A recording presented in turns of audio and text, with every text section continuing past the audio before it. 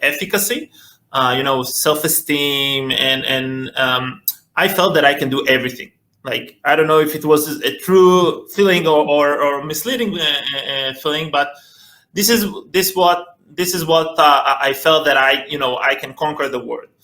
And I felt that my military service led me to feel that way. And back in 2009, I worked a little bit with youth at risk, and I saw that they lack this sense, and they lack this self-esteem. And I felt that, I can do something about it. And this started my path in the social entrepreneurship world. First, at 2011, I started my first NGO. The NGO name was Shamayim Magvul, the sky is the limit. And we developed self-efficacy through social entrepreneurship for youth at risk. Basically, in a one-liner, we went to their neighborhood, and it was an underprivileged neighborhood, and we looked with them from their eyes about the neighborhood, what is good in the neighborhood, what is bad in the neighborhood, and what they can change in the neighborhood physically. And then together with them, we built a process where we, created a garden, or we trained something in the school. But the idea behind it was that if they will be able to change something in their neighborhood afterwards, when they, pass by this corner or by this place, they will say, okay, I was able to change something in my neighborhood. I will be able to change something in my life. So this is how I started. The NGO Sky's the Limit operated for 10 years. Unfortunately, due to the COVID-19, we stopped our operation. It was in Jerusalem, east side and west side. But this was my first step in social entrepreneurship. I think it comes from, well, it's going to be a long answer. No, so I will just conclude, and then we can move to the second question. No, it's okay. I'm listening. So I think that I have a very strong feeling of taking responsibility about my community, about my neighborhood, about my city, about the place we live in. So this is where it comes from. To Shavot. Shavot is an NGO I founded with my wife 3 years ago. We came through a trip from one sea to another sea in Israel, from the Mediterranean to the Sea of Galilee. 4 days, backpack, hiking, and we found ourselves in a situation in life where I did a shift to high tech, where I used to work in a VC, no zero social cause, nothing, social impact. And Ronnie, my wife, just finished being the chairman of the Hebrew University Student Union, and we felt that what's the next step? Like how we gonna create value and help to the world? And then we started speaking and ask ourselves what makes us upset, and then inequality, and especially inequality regarding gender inequality was one of the things that we both found it like something that we would like to do something about it. And that's how Shavot started, actually. And from there it took other directions. Yeah. So that reminds me, how did I get to talk to you? And I said, okay, I want to hear your story. And I remember that I read a post on LinkedIn, and you mentioned your paternity leave. You have like twins. And for me, the fact that a person who is not a woman talking about gender equality is special, especially talking about fatherhood, which is like very uncommon in general, but in Israel, I think even further, because we are very, like military wise, like guys are really guys, And for me, it was very special. And when I talked to you, I saw that it's not only in that aspect in your life, as you see it like in general in society, and it bothers you. So what do you think makes you different than any like 99.9% of men that are not even talking about it? First of all, I don't think that I'm different. I think that one of the unique things, one of the decision that I made in making my fraternity leave as as a symbol was due to the fact that I find myself as a very normal person. Like, I was a naval officer. I live in, I don't know, Tel Aviv. I'm in the stereotype of an Israeli. I'm bold. So it's a very Israeli stereotype, and I don't think that I'm a very how would they say, special or different or strange, or I'm quite a regular guy. And I think that was my decision to say, hey, listen, that there is something abnormal in our society, abnormal in our reality, and me as a normal person, taking one step back and look at the reality and say, hey, this is not normal.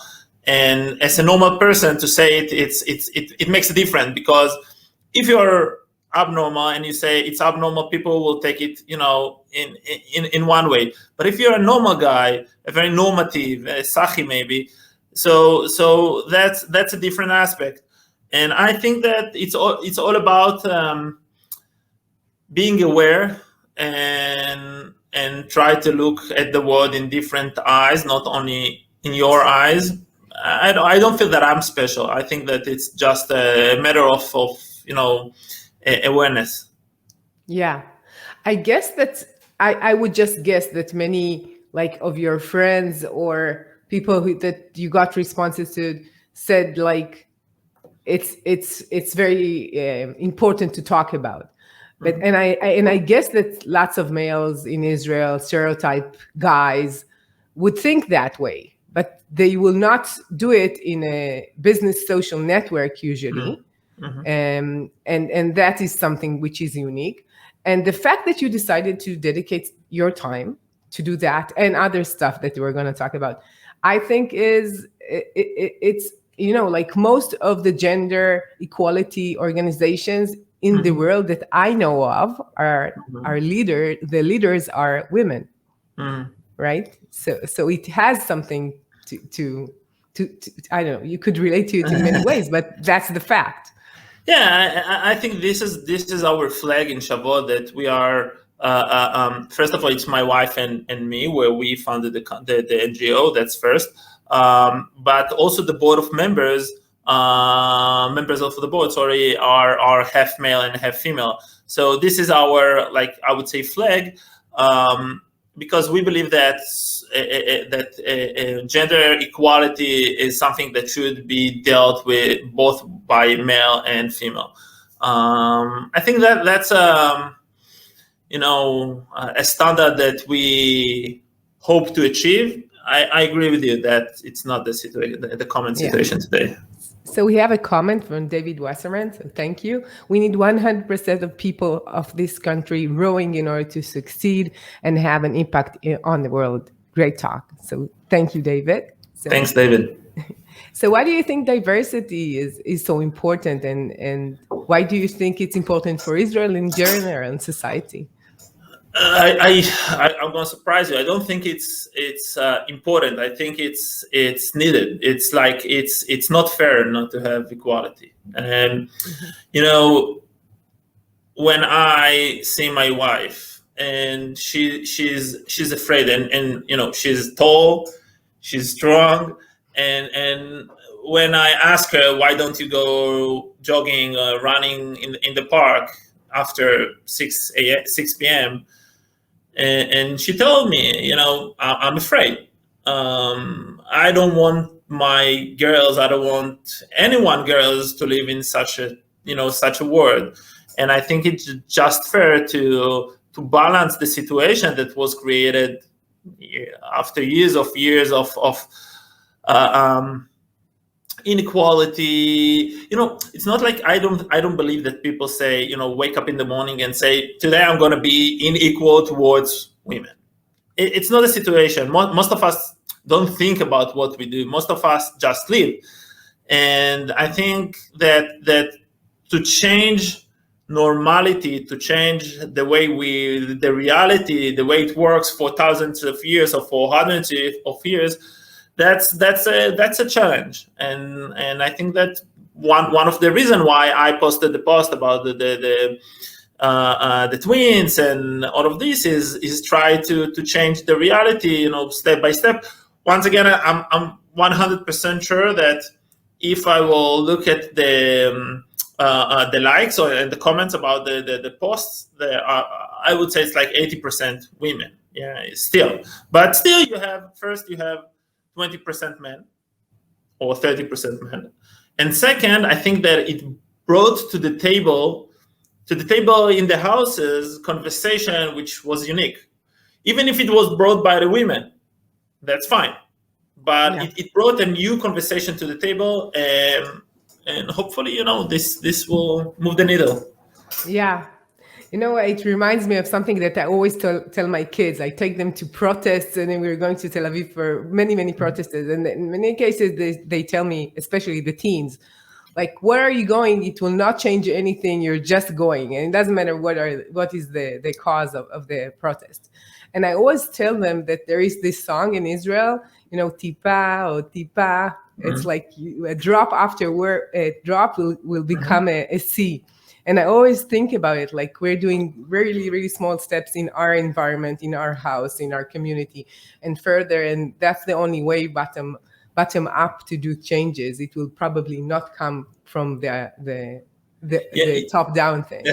What's very interesting about what you just said, that when I was a kid, my parents took me to many protests, and it's so strange because today I was chairman of the Hebrew University Student Union, so it was like the stereotype of walking and doing protest every day. And personally, I'm not that guy that shouts and hold signs. It's not me, and I found my unique way how to change the world. And social entrepreneurship, where you're measured by execution skills and making things happen and fundraising and putting together people. I found that as a much more efficient way for me to try to change the world. Yeah, of course. So when we're talking about what you're doing with the girls in Shavuot, it's a leadership program. And what do you teach them? What do you think is important for their lives and for success for themselves? So Shavuot started, as I told you, in this 4 days hiking. And one of the things that we came along in this hike was the fact that there's a research from Stanford University, Carol Dweck. Actually, we met her a couple of years ago. Oh, really? Yeah. She's so smart and special. Wow. Yeah, we knocked on her door. We sent her an email saying, "Hey, we're gonna be in Stanford. We founded an NGO based on your research," and she didn't answer. Okay. So but you're an Israeli, so that's true. It didn't do anything to you, right? Yeah. So we went to her office. We expected her not to be in the office because she's 80 years old or something like that, and she was there. And we knocked on the door. She was with a student, and then we waited, and the student left, and then we told her, "Hey, Professor Dweck, we came from Israel to see you," and she was like, "I don't have time." And we said, "It's gonna be 5 minutes," and yeah, it was very, very Israeli. Yeah, very. So we met her, and it was very, very interesting, and we kept some kind of a connection since then. Anyway, so just tell me, what did she think about what you said about the nonprofit? First of all, I think she's Jew. I am quite sure. So she have a kind of connection to Israel. She liked it very much. I think as a academic person, a researcher, there's one thing that you write books and you write reports and and when someone takes it and makes it into an actual thing, I think it's a very interesting thing to see. So she really liked it. So basically, going back to the initial story, so her study and other studies shows that girls at the age of 12, when you put a boy and a girl, and both of them will fail an exam, the girl will tend to say, I'm not good at math. I shouldn't deal with math. The boy will say, the exam was wrong, my teacher was wrong, my parents were wrong, I'm fine. And once again, it's just a tendency. It's not 100%, but that's a tendency. And one of the things that Karen and other researchers says that this tendency affects the rest of your life, because it means that you want go to learn you make learn math in the university. You want apply to positions you don't feel comfortable to take. And it's quite common, the rest of the facts. But what I'm saying, that one of the things that Carol said, that in order to change this tendency is by teaching girls, young girls, and specifically at the age of between 10 to 13, because that's an age where you have a reduction of a drop of 30% in the self-esteem of girls, which is fascinating. And actually, we validated this also in Israel. This was a global fact, but we had a research done a couple of months ago in more than 600 kids in Israel, and we validated also here, unfortunately. And in order to change this, what we do is we teach them how to set goals and how to do a self-feedback. And when I say set goals, for us as mature, sounds quite obvious, but for a 12-year girl, it's not obvious. Saying, let's look at the next month. First, it's not obvious for a girl to say what's going to be in the future. That's one step, which is interesting. And second, in next month, I have an exam in math exam. What should I do in order to get a grade of 80 in this exam? So I need to have a plan. And then you need to follow the plan. And when you get to the exam and you got 75, you should debrief yourself and say, okay, I got 75 not because I'm not good at math. Maybe I did the plan wrong, or maybe I prepared to the exam with not the right person. So you learn how to see in every failure and success as a key to learning. And that's basically where Shavot started. And this is one feature that we are very focused, like it's setting goals and self-feedback. And other fields are public speaking, social networks, entrepreneurship, taking decisions, and it's all being dealt with the inspiration of inspiring women from the history. Yeah. So what you're saying is that I cannot convince myself that I'm worth, as you say, Shavot. I need to do things in order to overcome my fears, in order to create something in the world, and then see, I can do this. And only this is the only way to really have self-esteem and to really understand that, you can do it. And it's not that you are maybe less successful in math, or you don't know it, or whatever. But what is the difference when you're saying, like, for young teens in general? I have 2 of them at home. So that's very common. What you're saying is that usually when they're not successful, probably they will blame themselves, and that's the component which is different. Yeah, and I think there are two other layers for this. For what we do is first Shavuot, which is worthy, but in parallel, not in singular. And I'm saying that, and I'm mentioning that because I think that networks in life is one of the most important things. For example, in Israel, most of the male have our military network, which is A200 and everyone and the unit he was belonged to. So alumni organization are very strong in Israel. Most of the women don't have alumni network. That's first. So what we are trying to create is each one of the individuals that participate in Shavuot feel worthy, but also to create a network of girls that speak the same language and can help each other by in the rest of their life. So that's one layer. The second layer above that is history. History was written by mostly male. Most of the inspiring people that we know are male, and that's given. It's the history. And one of the things we try to achieve in Shavuot is to show female inspiring women role models in order to show them, hey, you can be whatever you want. And I think that this layer of you as yourself feel worthy, as a community, you should feel worthy altogether, and you have inspiration, you can do everything. And we truly believe that if you can see it, you can be it. Yeah. So till now we talked about the social entrepreneurship, and now I want to go into the business entrepreneurship. And how did you do the jump from one thing to the other? And how do you see the connection in general? It's a good question. So at the age of 30, which was 6 years ago, I decided that I want to get out of my comfort zone. Till then, I was only in the Navy and in the world of social and political entrepreneurship, as I said, NGOs, the Hebrew University Student Union. And I must admit, it was not an easy job to do.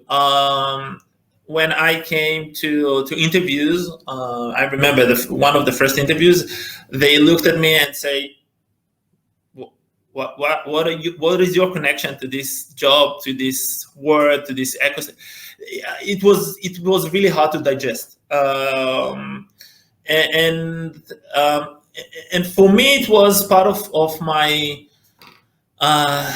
I don't know if my mission, my journey, saying, okay, I feel that I know how to do social entrepreneurship. Now I want to see other forms of entrepreneurship, and I insisted, and then I was very consistent. And then somebody opened the door for me in a VC, in a venture capital in Jerusalem, and that was my first step in this world. I participated in an entrepreneurship program in Brandeis University near Boston, but afterwards my first position was in a VC. And today, in a retrospective approach, I can tell you that I see many common dominators between social entrepreneurship and business entrepreneurship. I think the soft skills, whether it's the ability to speak, public speaking, whether it's to be very to have a grit, to have a perseverance, the ability to get no's and to keep doing, the ability to put people together, to put enthusiasm into the eyes of other people. I think that's very common. Of course, it's a different situation to fundraise for philanthropy and to fundraise as an investment, because the whole relationship based on different incentives. But once again, I think that in the initial parts of building a company, most of it is when you fundraise is based on your ability to harness the trust of the other side, in you, not in the idea, in you. And that's very similar to NGOs. Yeah.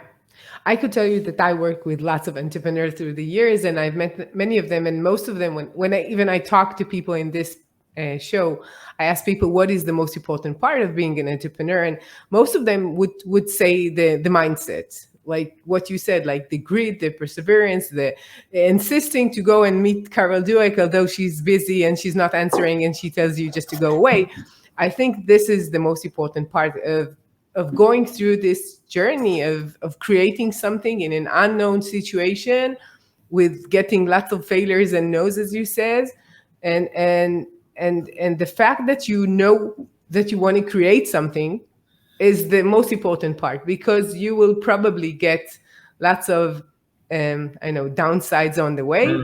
And if you don't have it, so that's the most important part. So for sure that is something which is part of what you're doing, right? I think an interesting way to look at it, and I thought about it a couple of days ago, as a funnel, like a sales funnel. When you have, this is the word, this is the people you approach, and this is the people you manage to sell. Let's say that's a simplification. Yeah.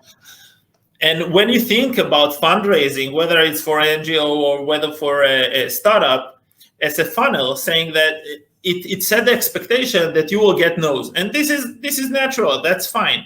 If you think about life as a funnel, no, it's just another. It's part of the game, and you shouldn't take it personal.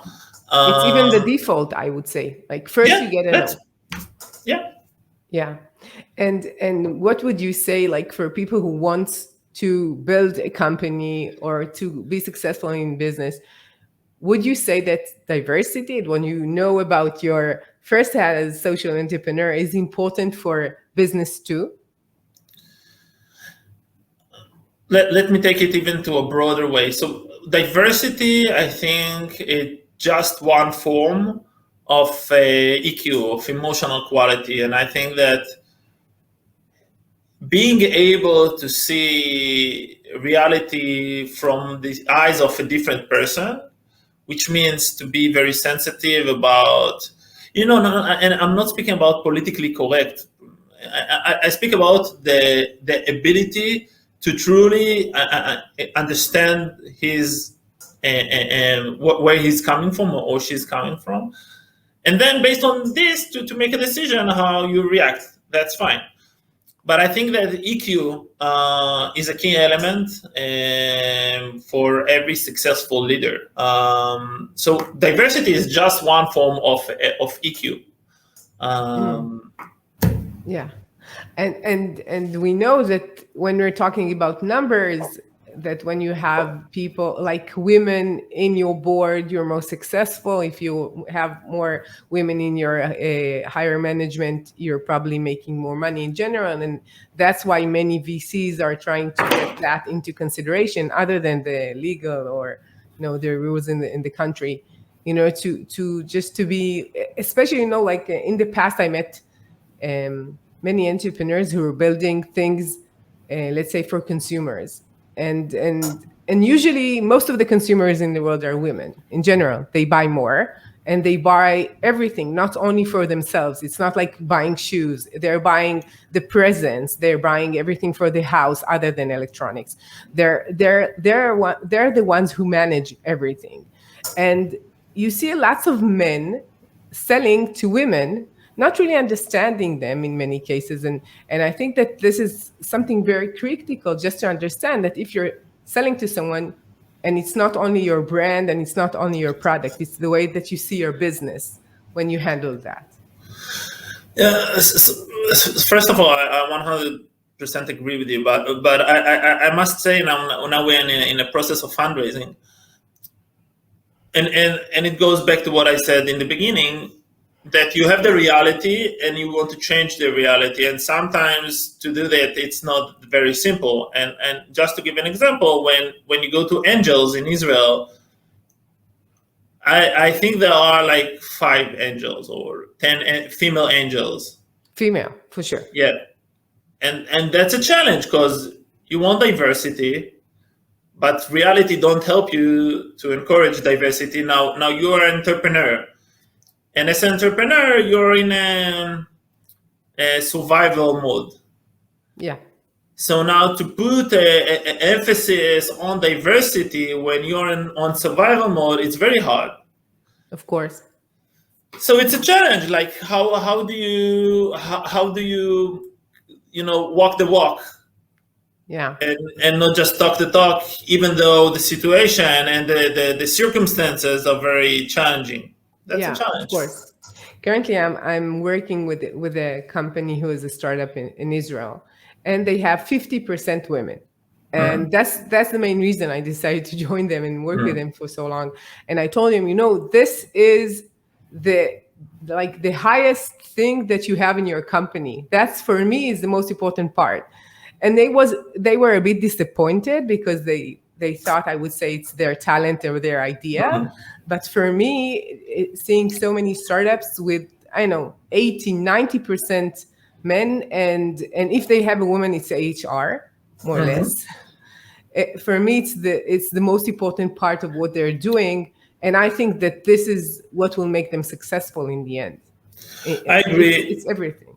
I agree, but by the way, when you said mainly HR, it reminded me the fact that like almost 3 years ago, I was exposed to the world of sales in Israel and in general. And before that, I was I think 90% of the Israelis was thinking that sales is like pitching Dead Sea products in malls. And 3 years ago, when I was exposed to the world of B2B sales for technologies, I understood that's a fascinating world and very clever and very sophisticated. And I was very upset to see that almost no women goes to this direction. And most of the female goes to most of the women goes to customer success, where it's less salesy. But I must admit, I think that's a great opportunity today, mainly for the one who didn't go to learn computer science and the R&D part of the of companies. I think that's a huge opportunity for women. If you hear me now, go to be sales women in startups. That's a great opportunity, very interesting, and a great way how to to move forward in the business world and in high tech. Yeah, I think that in general, I totally agree. For me, it was not like the Dead Sea people who sell in carts in the malls in the US. For me, it was like a used car salesman, which is even worse. And when I understood the world of sales, and I know that for sure it demands so much EQ just to understand who's in front of you and what he's really saying or not saying to you, actually. And I think that I read like a few months ago an article saying that women are much better in sales, even though like you would expect it will be more manly, because we're talking about numbers and money, which is an issue with women in general. And when you think about sales as connecting to people, just understanding what will be a win-win here, especially if it's a big agreement, it's the most important part. The other thing, like technical stuff, and the numbers are part of it, but it's, I would say, like 30% of the deal, maybe. And I first I agree, and second, just to say that I think that the power shift now under COVID-19, where 80% of the sales turned into remote, and you don't need to travel so much as it used to be. So that's what for sure an opportunity for women with kids. Unfortunately, most of the burden of the housekeeping and the kids are on them. But now, when you don't need to travel so much, I think that's a new path that was just waiting for women to walk in. Yeah, I totally agree. So I have so many questions, and I'm trying to select the ones that I want to talk about. Like, what is the most surprising thing you learned about success in your journey? Success, it's a frightening word. I wouldn't say success so easily. I know that many people, when they think about success, they think about wealth, money, being famous. But I'm asking that because everyone has his own definition. And for you, I want to hear what you think about that. Okay. So a couple of weeks ago, I read a book, and one of the things that it made me think is that for me success means I'm not that interested in money and fame, and for me success is knowing that I took brave decisions all the way, and taking brave decisions, doing a campaign for the student union was a brave decision. I did some very strong moves in the student union that many people didn't like, even hate. And then shift to high tech was to some extent brave move. Now building my own company is a brave move. So my way of doing things, the methodology, the mindset, the way that I pick the things that I do, I hope to be brave in each one of those junctions, and to be brave in each one of those decisions. And for me, if I will be able to be brave in each one of them in every day, it means that I was successful. Yeah, I wish you all the luck in that. What was the book? What is the name of the book? So I love Gandhi. I really love Gandhi. I think he was a very brave person, and he walked the walk. It's one of the things that people didn't like. John Lennon was he spoke about the world with no possessions and no money, and on the same time he held like 10 houses or something like that. So it's one thing to call for change in reality. It's one thing and it's another thing to do it, and to say India should be free, and I will free it with my bare hands. And I think that's very inspiring. And I think he was very brave, and he paid the highest price. Right. His life. And it's the book that his son wrote a book about him, and the gift of I think his grandson. His grandson? Yes. Yeah, maybe. Yeah. Yeah, you're right. He was very young when he wrote it. It's one of my favorite books. I love reading, and I always like trying to get like recommendations for good books. So that's a good one. Yeah. So I have my last question because we're almost done with time.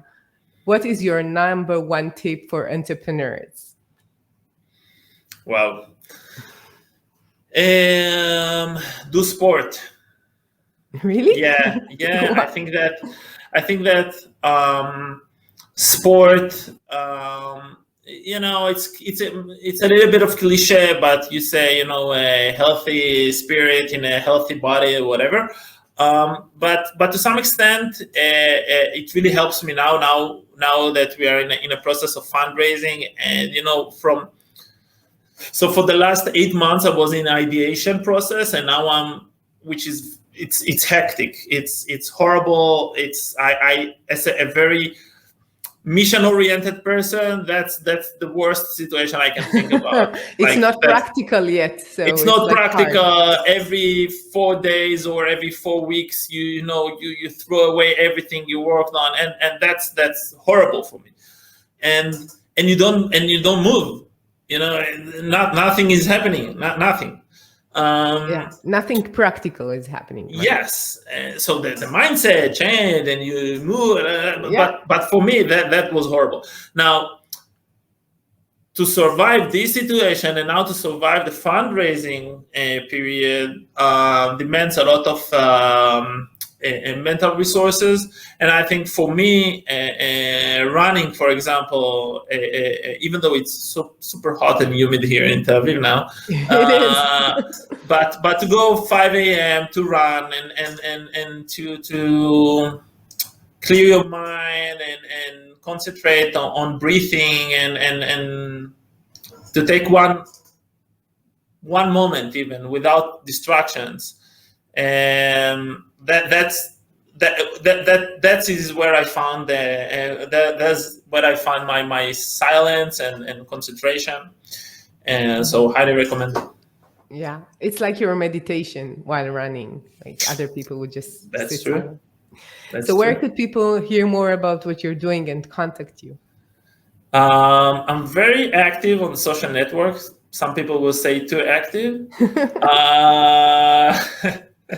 By the way, that also comes with a price. When you are extrovert, when you're very out there, there are people that don't like it. Yeah, it's part of this. Yeah, so I'm an extrovert too, so it's like part of the job, right? Yeah. So I'm very active on social media, so people can find me very easily. I'm the bald guy. I have a bold picture, so that's very easy to recognize. Yeah.